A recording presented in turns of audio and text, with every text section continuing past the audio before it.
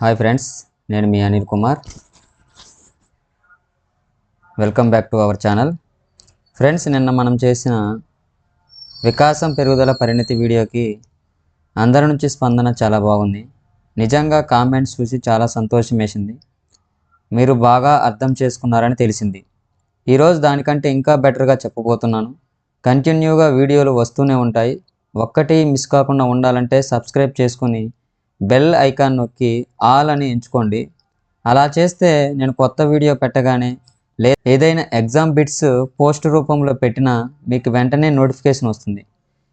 ఇక మీరు చేయాల్సింది ఒకటే ఫ్రెండ్స్, మీ ఫ్రెండ్స్కి షేర్ చేయండి.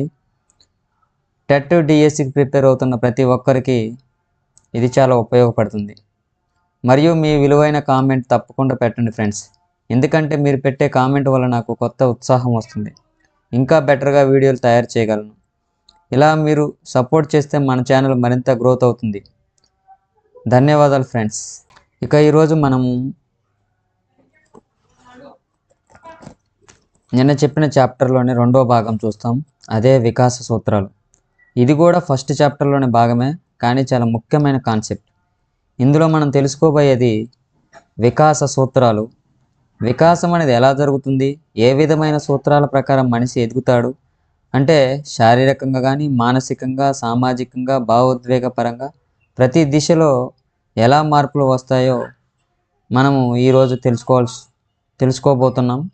దానితో పాటుగా ఈ వికాసం, పెరుగుదల, పరిణితి యొక్క విద్యా విషయకం యొక్క ప్రాముఖ్యత ఏంటి, ఒక టీచర్గా నువ్వు స్కూల్లో దీన్ని ఎలా ఇంప్లిమెంట్ చేయాలనే విషయాలను మనము ఈరోజు వీడియోలో చూడబోతున్నాం. ఇక నిన్న మనం విన్న క్లాసు మీకు ఎంతమందికి అర్థమైందో నేను కొన్ని క్వశ్చన్స్ ద్వారా మిమ్మల్ని రీకాల్ చేద్దామని అనుకుంటున్నాను. అందులో మొదటిగా ఒక క్వశ్చన్, ఈ క్రింది వాణిలో వికాసం గురించి సరికాని ప్రవచనం అని క్వశ్చన్ ఇవ్వడం జరుగుతుంది. ఇది పెరుగుదల, వికాసం, పరిణతి కాన్సెప్ట్ నేను చెప్పాను కదా, వాటిలో నుంచి అడుగుతున్న బిట్ అండి. ఇది ప్రీవియస్గా కూడా వచ్చిన బిట్టు, రాబోయే బిట్లు కూడా ఇలానే ఉంటాయన్నమాట. ఒకటి, ఆప్షన్ 1 వికాసం గుణాత్మకమైనది. సెకండ్ ఆప్షన్ వికాసం అంతర్గతమైనది, అది భౌతికంగా, సామాజికంగా, నైతికంగా, బౌద్ధికంగా ఉండవచ్చు.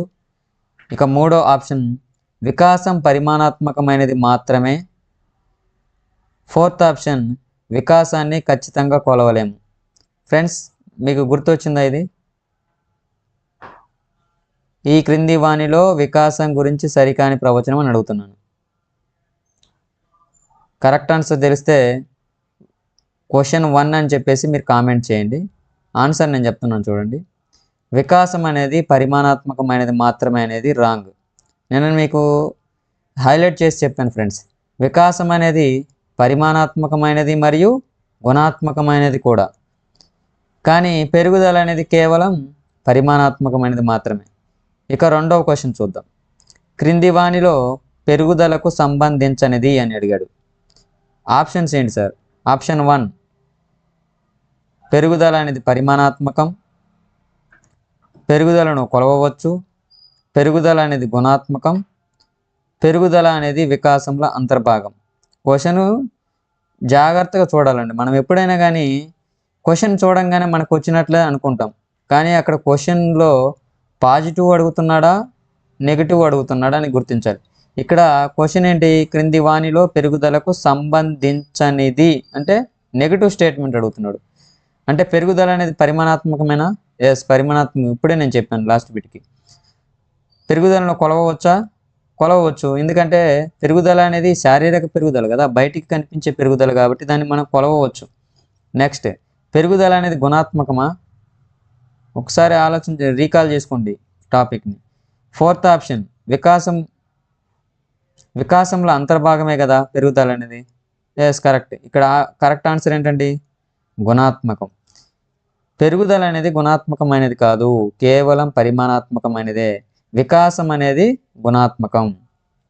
ఇక మూడో బిట్, వికాసం అనేది పరిమాణాత్మక మరియు గుణాత్మక మార్పులను చూపిస్తుంది అని తెలియజేసిన శాస్త్రవేత్త అని అడుగుతాడు. ఆప్షన్స్కి వచ్చేసి 1 Anderson, second Craig, third 1 గెసెల్, fourth 1 Elizabeth Hurlock. Friends నేను చెప్పాను ఎలా అడుగుతాడు ఈ సైంటిస్టుల ప్రకారము, సైకాలజిస్టుల ప్రకారం అని చెప్పాను. అదే అందుకే దాంట్లో నుంచి డైరెక్ట్ బిట్ అడగడం అని జరిగిందండి. వికాసం పరిమాణాత్మక గుణాత్మక మార్పును చూపిస్తుందని చెప్పిన తెలుగు శాస్త్రవేత్త ఎవరంటే ఎలిజబెత్ హార్లాక్. టెక్స్ట్ బుక్లో మనం నిన్న చూపించినట్టు డైరెక్ట్గా ఉంది చూడండి. ఇక ఫోర్త్ క్వశ్చన్ చూసినట్లయితే వికాసానికి సంబంధించి సరైన ప్రవచనం. ఇది పాజిటివ్ స్టేట్మెంట్ అండి. క్వశ్చన్స్లో 2 టైప్స్ ఉంటాయండి. మనల్ని కన్ఫ్యూజ్ చేయడానికి చేస్తారనమాట.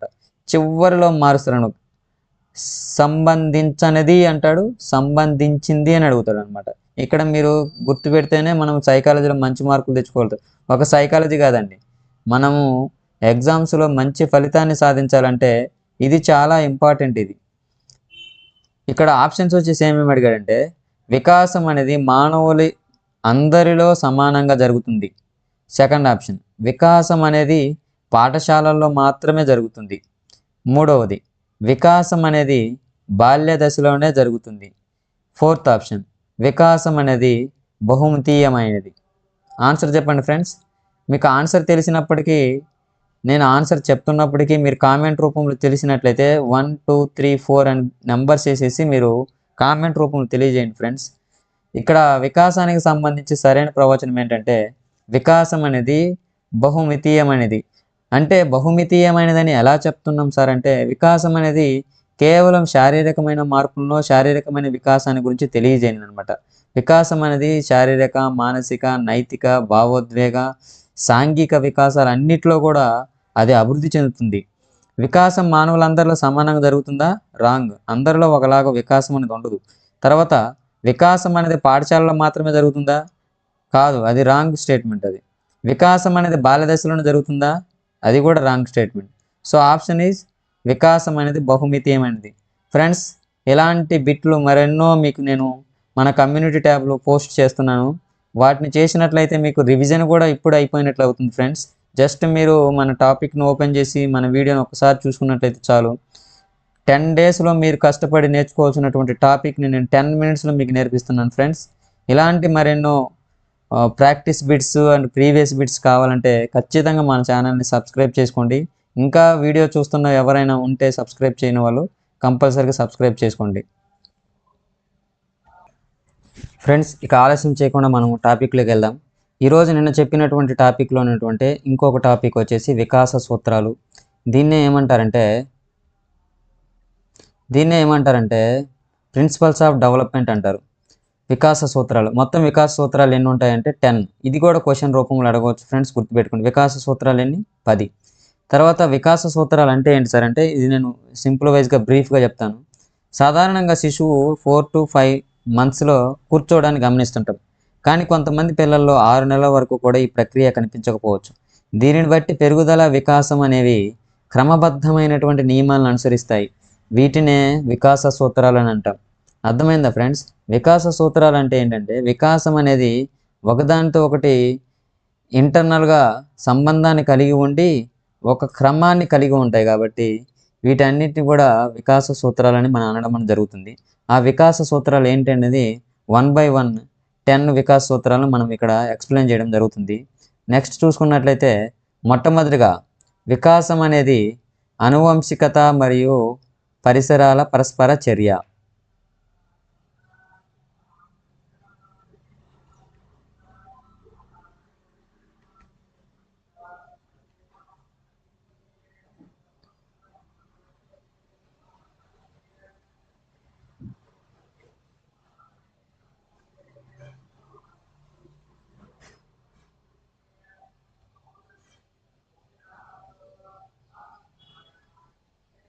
ఫ్రెండ్స్, మొదటగా చూసుకున్నట్లయితే వికాస సూత్రాలు ఒకటి, వికాసం అనేది అనువంశికత మరియు పరిసరాల పరస్పర చర్య. వ్యక్తికి అనువంశికత ద్వారా సంక్రమించిన శక్తి సామర్థ్యాలు వారి పరిసరాలతో జరిపే పరస్పర చర్యల వల్ల వ్యక్తుల పెరుగుదల, వికాసం, మూర్తిమత్వ, నిర్మాణం అనేది ఏర్పడుతుంది. ఇది మీకు ఇట్లా చదివితే అర్థం కాదు. దీన్ని నేను ఎగ్జాంపుల్స్ ద్వారా చెప్తాను. ప్రతిదీ పాయింట్ కూడా మీకు చాలా సింపుల్గా అర్థమవుతుంది. ఎగ్జామ్లో మీరు కనిపించగానే ఆన్సర్ పెట్టేటట్టు చెప్తారు. చూడండి, వికాసం అనేది పూర్తిగా జన్మతా వచ్చే లక్షణాల మీదనే ఆధారపడి ఉండదు. అలాగే బయటి పరిసరాల మీదనే ఆధారపడదు. ఇది రెండు కలిసి పనిచేస్తేనే వికాసం అనేది సాధ్యమవుతుంది. అంటే జన్యు లక్షణాలు అంటే తల్లిదండ్రుల ద్వారా వచ్చేటువంటి లక్షణాలు హెరిడిటీ, అదేవిధంగా పరిసరాల ప్రభావం అనేది రెండూ అవసరం. ఉదాహరణకి ఒక పిల్లవాడికి గాయకుడిగా పుట్టగానే మంచి వాయిస్ ఉండొచ్చు. కానీ అతనికి మంచి గానం నేర్పించేటువంటి గురువు దొరికితేనే అతని ప్రతిభ అనేది వికసించడం అనేది జరుగుతుంది. అంటే మనిషికి ఒక సామర్థ్యం అనేది పుట్టుకతో వస్తుంది. అతని యొక్క ఆ సామర్థ్యం అనేది పరిసరాల ద్వారా మాత్రమే అభివృద్ధి అనేది జరుగుతుంది. ఇది మొదటి దానికి వికాసం అనువంశికత పరిసరాల చర్యకి ఉదాహరణగా చెప్పడంలో మన జరుగుతుంది. అదేవిధంగా రెండోది చూసుకున్నట్లయితే వికాసం అనేది అవిచ్ఛిన్నంగా సాగుతుంది. Development is continuous process.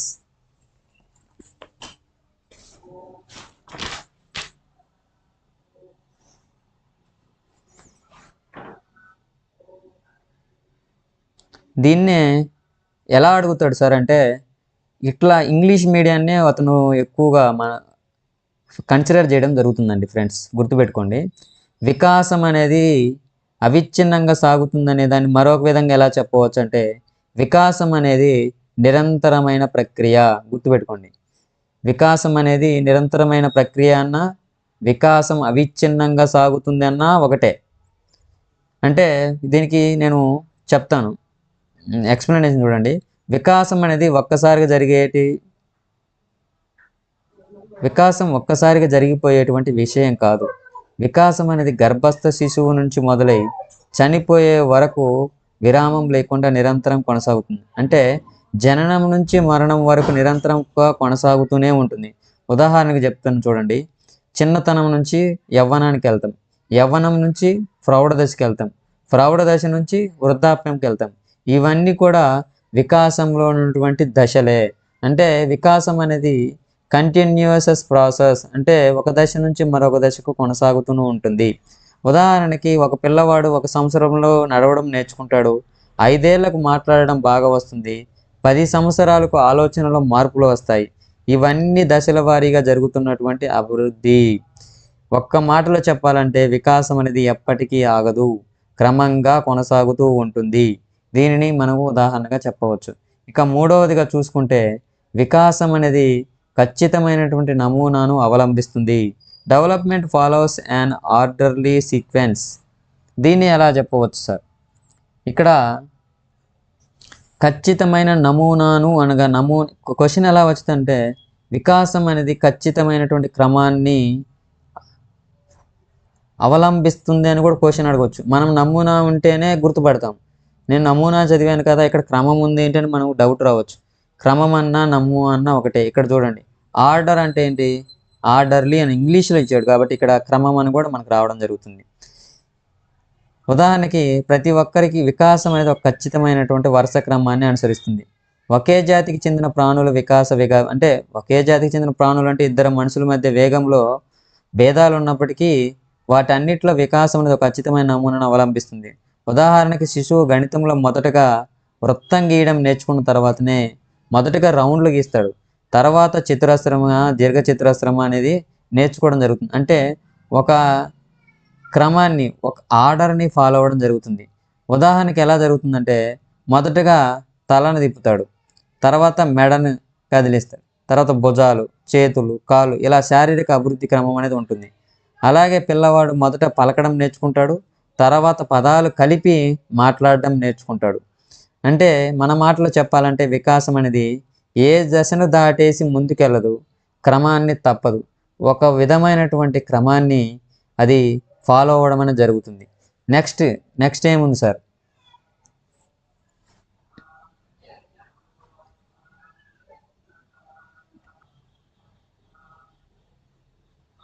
ఇక నాలుగవదిగా చూసుకుంటే ఫ్రెండ్స్, పెరుగుదల వికాసం అనేది అన్ని దశలలో ఒకే విధంగా ఉండదు, నాన్ యూనిఫార్మిటీ. దీన్ని ఎలా అడుగుతాడంటే, వికాసం అనేది ఏకరీతిగా ఉండదు అని దీని అర్థం. పెరుగుదల వికాసం అన్ని దశల్లో ఒకే విధంగా ఉండదంటే వికాసము పెరుగుదల అనేది ఏకరీతిగా ఉండదని అర్థం. వికాసం అనేది నిరంతరం ఒక క్రమ పద్ధతిలో జరిగినప్పటికీ దాని వేగంలో వ్యత్యాసం అనేది ఉంటుంది. ఉదాహరణకి నవజాత శిశువు దశలో పెరుగుదల కంటే సర్దుబాటు చేసుకోవడం జరుగుతుంది. అంటే నవజాత శిశువు దశ అంటే ఏంటంటే ఇన్ఫాన్సీ, అంటే 0 to 14 days మధ్య ఉన్న కాలాన్ని ఏమంటారంటే నవజాత శిశు దశ అంటారు.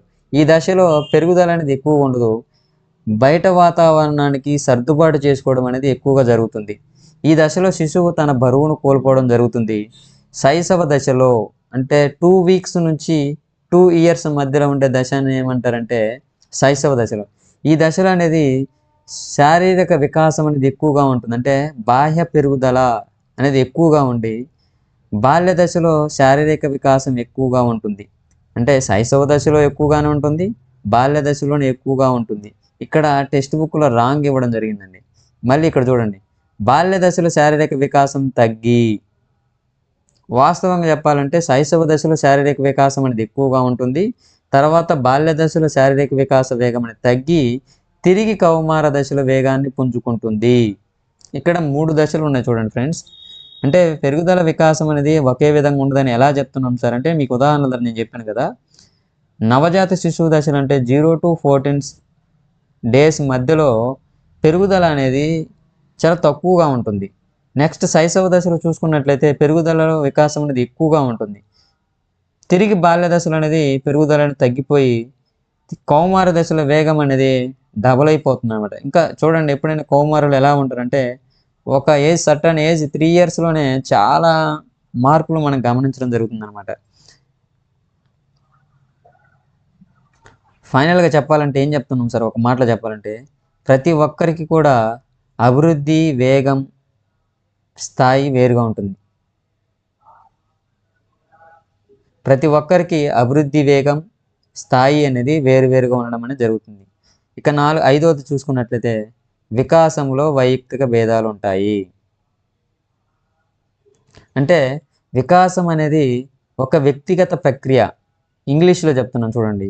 అట్లానే అడుగుతాడండి, చాలా ఎలా అడుగుతారంటే సైకాలజీని మనం చదివే వెళ్తాం ఎగ్జామ్కి, 10 సార్లు రివిజన్ చేస్తాం, కానీ ఇది పట్టించుకోం.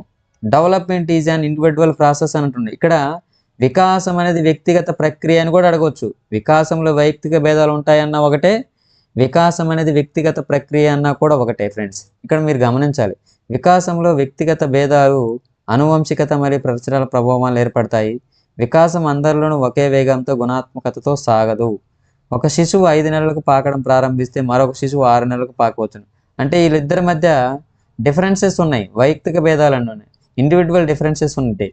ఒకళ్ళు తొందరగా పాకడం ప్రారంభిస్తే మరికొందరితో లేట్ అవ్వచ్చు.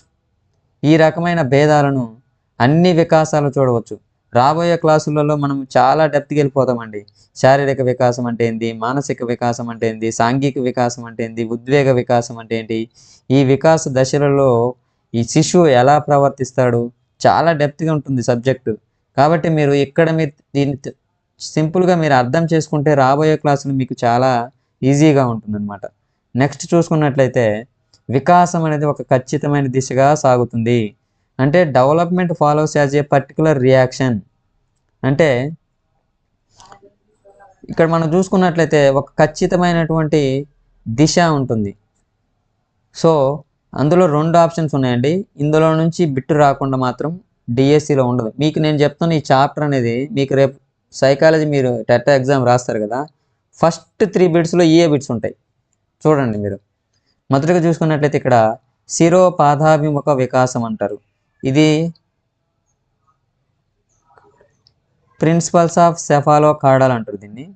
వికాసం అనేది రేఖాంశ అక్షం దిశలో శిరస్సు నుంచి కాలి వరకు సాగుతుంది. శిశువు తన తలను నిలిపిన తర్వాత నడుము నిలిపి కూర్చోవడం, ఆ తర్వాత కాళ్ళపై నియంత్రణ పొంది నడుస్తుంది. సాధారణంగా మనం ఏమనుకుంటామంటే శిశువు శిరస్సు పాదాభిముఖ వికాసం అంటే మనము తల్లి గర్భంలో ఉన్నప్పుడు శిరస్సు ఏర్పడుతుంది ఫస్ట్, తర్వాత కాళ్ళు ఏర్పడతాయి, తర్వాత మిగతా భాగాలు ఏర్పడతాయని మనం ఊహించుకుంటాం. అది కాదండి ఇక్కడ అర్థం. శిరోపాదాభిముఖ వికాసం అంటే శిశువు పుట్టిన తర్వాత అతని యొక్క వికాసం ఎలా ఉంటుంది, అతను ఎలా కూర్చుంటాడు, ఎలా నిల్చుంటాడు, ఎలా నడవడం అనేది జరుగుతుంది అనేది ఇక్కడ మనం జరగడం జరుగుతుంది. ఇక్కడ ఎలా చెప్తున్నాడు సార్ అంటే శిరోపాదాభిముఖ వికాసం అంటే ఏంటంటే తల నుంచి కాళ్ళ దిశగా అభివృద్ధి చెందడం జరుగుతుంది. ఓకేనా. నెక్స్ట్ చూసుకున్నట్లయితే సమీప దూరస్థ దశ అంటారు. అంటే వికాసం అనేది దేహ మధ్యస్థ భాగాన ప్రారంభమై వెలుపల దూరంగా ఉన్న భాగాలకు విస్తరిస్తుందని మనోశాస్త్రజ్ఞులు అభిప్రాయాన్ని వ్యక్తం చేశారు. శిశువు మొదట పెద్ద కండరాలపై పట్టు బిగించి ఆ తర్వాత చిన్న కండరాలను అదుపు తెచ్చుకొని వాటి ద్వారా కదలికలను ప్రదర్శించగలుగుతాడు. ఉదాహరణకు ముందుగా శిశువు భుజం కండరాలు, తర్వాత చేతి కండరాలు, ఆ తర్వాత చేతి వేళ్ళపై అదుపు రావడం అనేది జరుగుతుంది. సార్ మరి దీన్ని క్వశ్చన్ ఎలా అడుగుతాడు సార్ దీని గురించి? మీరు ఇప్పుడు చెప్తున్నారు కదా, ఇది వికాసం అనేది ఒక ఖచ్చితమైన దిశగా సాగుతుందని క్వశ్చన్ ఎలా అడుగుతాడు సార్ అంటే, డైరెక్ట్ బిట్ అడగడం జరిగిందని ఇందులో నేను చెప్పిన దాని ప్రకారమే. శిశువు మొదట తన తలను నిలిపి, తర్వాత నడుమును నిలిపి కూర్చోవడము, ఆ తర్వాత కాళ్ళను నిలిపి నడవడం చేస్తారు. ఇందులోని వికాస సూత్రం ఏంటి అని అడగడం జరిగింది. ఆప్షన్ 1, వికాసం అనేది సాధారణ దిశ నుంచి నిర్దిష్ట దిశగా సాగుతుంది. కాదు. వికాసం అనేది అవిచ్ఛిన్నంగా సాగుతుంది. కాదు. వికాసం అనేది ఒక ఖచ్చితమైన దిశగా సాగుతుంది. రైట్, ఇది కరెక్ట్ ఆన్సర్. వికాసం అనేది సంచితమైనది, క్యుములేటివ్. రాంగ్. ఇక్కడ చూడండి, వికాసం అనేది ఒక ఖచ్చితమైన దిశగా సాగుతుంది. అంటే ఫస్ట్ మొదట ఏం చేస్తాడు, తలని నిలిపిన తర్వాత మాత్రమే నడుముని నిలిపి కూర్చుంటాడు. ఫస్ట్ తలని అట్లా ఇట్లా జరపడం జరుగుతుంది, తర్వాత కూర్చుంటాడు, తర్వాత కాళ్ళపై నియంత్రణ పొంది నడవడం అనేది జరుగుతుంది. ఇది శిర పాదాభిముఖ వికాసం అని అంటారు. అంటే అలా కాకుండా దేహం మధ్యస్థ భాగం నుంచి ప్రారంభమై శరీరంలోని ఇతర భాగాలపై రావడాన్ని ఏమంటారంటే సమీప దూరస్థ దశ అంటారు. నెక్స్ట్ చూసుకున్నట్లయితే వివిధ వికాసాలు పరస్పర సంబంధాన్ని కలిగి ఉంటాయి. Different accepts of developments are inter related. అంటే ఒకదానితో ఒకటి ఇంటర్ రిలేషన్ కలిగి ఉంటాయి. మీరు వికాసాలంటే వివిధ వికాసాలంటే ఏంటో సార్ అనుకోవద్దు. వికాసాలంటే ఏం లేదండి, మానసిక వికాసం, శారీరక వికాసం. చాలాసార్లు నేను రివిజన్ ఎందుకు చేస్తున్నాను, మరీ వాడిన పదాన్ని మళ్ళీ మళ్ళీ ఎందుకు వాడుతున్నారు సార్ అంటే మీకు అది అర్థవంతంగా ఉంటుందని నేను చెప్తున్నాను ఫ్రెండ్స్.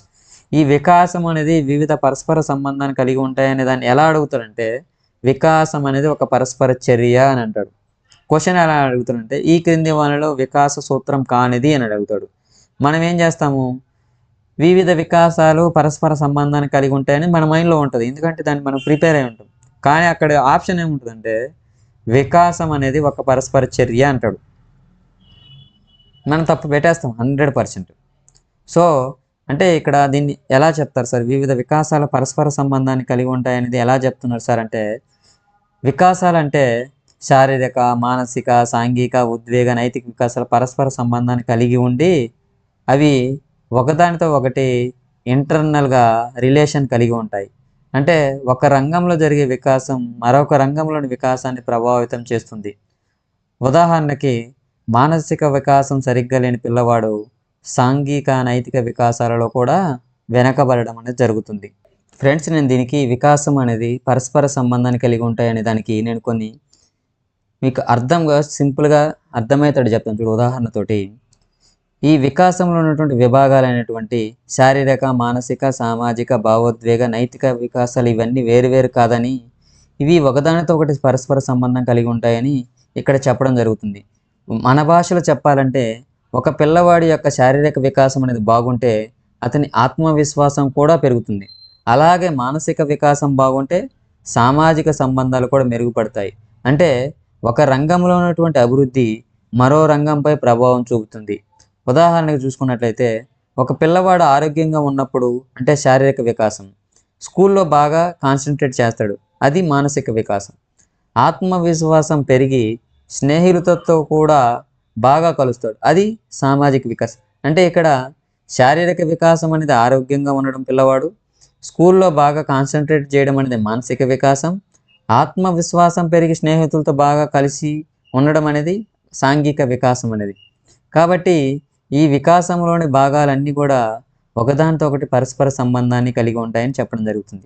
ఇక నెక్స్ట్ చూసుకున్నట్లయితే వికాసం అనేది సంచితమైనది. Development is a cumulative. అంటే శిశువు వికాసం అనేది చెందుతున్నప్పుడు ముందరి వికాసం అనేది తర్వాత వికాసానికి పునాదిగా పనిచేస్తుంది మరియు ప్రతి దశలో అవసరమైన ప్రవర్తనలు సవరించబడతాయి. శిశువు ఎదుగుదలలో కొన్ని మార్పులు అకస్మాత్తుగా జరిగినట్టు మనకు కనిపిస్తాయి.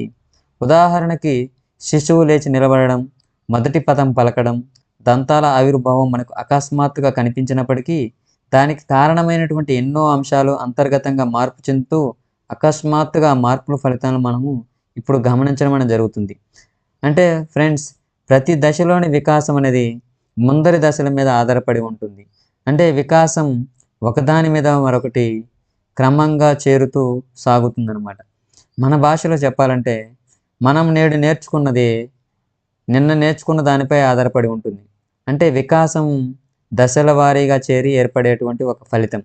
ఉదాహరణకి పిల్లవాడు మొదట అక్షరాలు నేర్చుకుంటాడు, తర్వాత చిన్న చిన్న పదాలు పలకడం నేర్చుకుంటాడు, దాని తర్వాత వాక్యాలు, తర్వాత చదవడము మరియు రాయడం చేయడం జరుగుతుంది.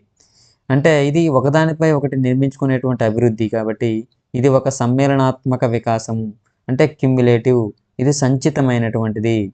నెక్స్ట్ చూసుకున్నట్లయితే వికాసం అనేది సాధారణ దిశ నుంచి నిర్దిష్ట దిశగా సాగుతుంది. For example, development process proceeds from general to specific. అంటే జనరలైజేషన్ అంటే ఏంటి, స్పెసిఫిక్ అంటే ఏంటి. ఉదాహరణకు చూసుకున్నట్లయితే శిశువులు ఏర్పడే వికాసాలను మనం గమనిస్తే నిర్దిష్ట ప్రక్రియల కృత్యాల కంటే మొదటి సాధారణ కృత్యాలను చేయడానికి గమనిస్తాం.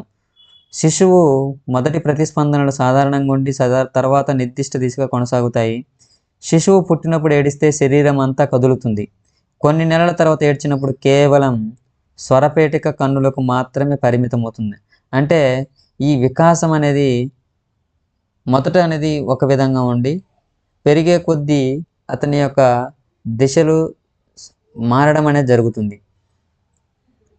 శిశువుల భాషా వికాసాన్ని గమనిస్తే ప్రారంభంలో పులుసురందరినీ నాన్న అని పిలిచి, అంటే నాన్న అని పిలుస్తుందంటే ఇక్కడ అందరిని కూడా జనరలైజ్ చేసేసుకుంటున్నాడు. కనిపించిన వారందరిని కూడా నాన్న అని పిలుస్తాడు. తర్వాత ఆ పదాన్ని తన తండ్రికి మాత్రమే పరిమితం చేస్తాడంటే స్పెసిఫిక్ చేసేస్తాడు. అంటే అతని యొక్క వికాసంలో పెరుగుదల అనేది కనిపిస్తుంది. అంటే మొదటగా కనిపించిన ప్రతి పురుషుడిని నాన్న అనుకున్న వ్యక్తి కాలం గడిచే కొద్దీ అది తన తండ్రికి మాత్రమే పరిమితం అవుతుంది అనేది ఒక అభిప్రాయానికి రావడం అని జరుగుతుంది. అంటే జనరల్ టు స్పెసిఫిక్గా రావడం అని జరుగుతుంది. నెక్స్ట్ చూసుకున్నట్టయితే వికాసాన్ని ప్రాగుక్తికరించవచ్చు. ప్రాగుక్తికరించవచ్చు అనగానే మీకు గుర్తు రావాల్సింది ఫ్రెండ్స్, ప్రాగుక్తికరించడం అన్నా ఊహించడం అన్నా ఒకటే. డెవలప్మెంట్ ఈజ్ ఏ ప్రెడిక్టబుల్, అంటే భవిష్యత్తులో జరగబోయేదాన్ని మనము అంచనా వేయడం. ఎగ్జాక్ట్గా అయితే చెప్పలేం కానీ ఊహించవచ్చు.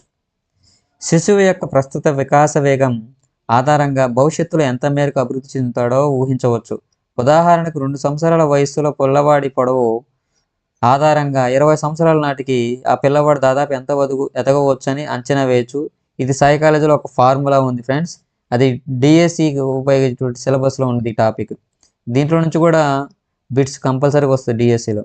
ఇదే విధంగా కొన్ని ప్రజ్ఞా పరీక్షల ద్వారా కూడా పిల్లవాడి మానసిక వికాసాన్ని కూడా చెప్పవచ్చు. దీన్ని ఎలా చెప్పవచ్చు సార్ అంటే, వికాసం అనేది ఒక నిర్దిష్ట క్రమంలో నిర్దిష్ట రీతిలో సాగుతుంది. దాంతో ఒక వయసులో పిల్లవాడు ఏ రకంగా అభివృద్ధి చెందుతాడో ముందుగానే ఊహించవచ్చు. దీన్ని ఉదాహరణగా ఒకటి చెప్పండి సార్ వికాసాన్ని ప్రాగుక్తీకరించేదంటే, గణితం బాగా చేసే విద్యార్థిని చూసి భవిష్యత్తులో ఇంజనీర్ అవుతాడని అంచనా వేయడం. అదేవిధంగా చిన్నప్పుడు క్విజ్ పోటీలలో లేదంటే నాయకుడిగా లేదంటే పిల్లల్ని కంట్రోల్ చేయడంలో పిల్లల్ని తన వైపు తిప్పుకోవడంలో ఆసక్తి కలిగినటువంటి విద్యార్థిని భవిష్యత్తులో వీడు ఖచ్చితంగా రాజకీయ నాయకుడు అవుతాడని మనము ముందుగానే ఊహించుకోవడం అనేది ప్రాగుక్తీకరించడం అనేది అవడం అనేది జరుగుతుంది. సార్ ఇవి మనం ఇక్కడ 10 పాయింట్లు మనం చూసుకున్నాను, వికాసానికి సంబంధించిన సూత్రాలు. బిట్లు ఎలా ఫ్రేమ్ చేస్తానో కూడా నేను చెప్పాను. అదేవిధంగా ఫ్రెండ్స్, మన కమ్యూనిటీ ట్యాబ్లో నేను ప్రతిరోజు ప్రీవియస్ అండ్ నేను చెప్తున్న సిలబస్ నుంచి మీకు ప్రాక్టీస్ బిట్స్ అనేది పెట్టడం జరుగుతుంది ఫ్రెండ్స్. అవి ఖచ్చితంగా మీ ప్రిపరేషన్కి చాలా బూస్టింగ్ జరుగుతాయి. కాబట్టి మీరు మన ఛానల్ని నోటిఫికేషన్ ఆన్ చేసి పెట్టుకోండి. మీకు నేను ఏదైతే అప్లోడ్ చేస్తుంటానో అవి వెంటనే మీకు నోటిఫికేషన్ రూపంలో వస్తాయి. మీ ప్రిపరేషన్ని వేగవంతం చేస్తాయి. ఈ ఓవరాల్గా ఈ 10 వికాస సూత్రాలని క్వశ్చన్ ఎలా అడగవచ్చు సార్ అంటే, ఈ క్రింది వానిలో వికాస నియమం కానిది అని క్వశ్చన్ అడుగుతాడు. కింద ఆప్షన్స్: వికాసం అనేది సంచితమైనది, వికాసమును మాపనం చేయవచ్చు, వికాసం అనేది ఒక పరస్పర చర్య, వికాసం అనేది అవిచ్ఛిన్నంగా కొనసాగును అని చెప్తారు. ఆన్సర్ చెప్పగలరా ఫ్రెండ్స్? మీకు ఆన్సర్ తెలిస్తే కింద కామెంట్ రూపంలో తెలియజేయండి. ఇక నెక్స్ట్ చూసుకున్నట్లయితే పెరుగుదల మరియు వికాసాల విద్యా విషయక ప్రాధాన్యం. అంటే ఈ పెరుగుదల వికాసాన్ని ఉపాధ్యాయుడిగా నీవు విద్యలో ఏ విధంగా దాన్ని అన్వయిస్తావు అనేది ఇది సింపుల్ టాపిక్ అండి. ఇది మీరు చదువుకుంటే సరిపోతుంది. దీని నుంచి బిట్స్ మాత్రం రావడం అనేది జరగదు. ఎందుకంటే నేను ఆల్రెడీ ఎన్నో పేపర్స్ కనీసం 20 ప్రీవియస్ పేపర్స్ ఎక్కువగానే నేను వెరిఫై చేయడం జరిగింది. అదేవిధంగా నేను కూడా క్వశ్చన్స్ని తయారు చేస్తున్నాను. ఫ్యూచర్లో మీకు గ్రాండ్ టెస్ట్ లాంటివి కూడా నేను ఏర్పాటు చేస్తాను. సైకాలజీలో కేవలం exam oriented and textbook ఓరియంటెడ్గా మాత్రమే చేస్తాను ఫ్రెండ్స్. ఎటువంటి కాపీ పేస్ట్లు ఇక్కడ ఉండవు. నా సొంతంగానే నేను తయారు చేయడం జరుగుతుంది. అది మీకు ఖచ్చితంగా యూజ్ అవుతుంది.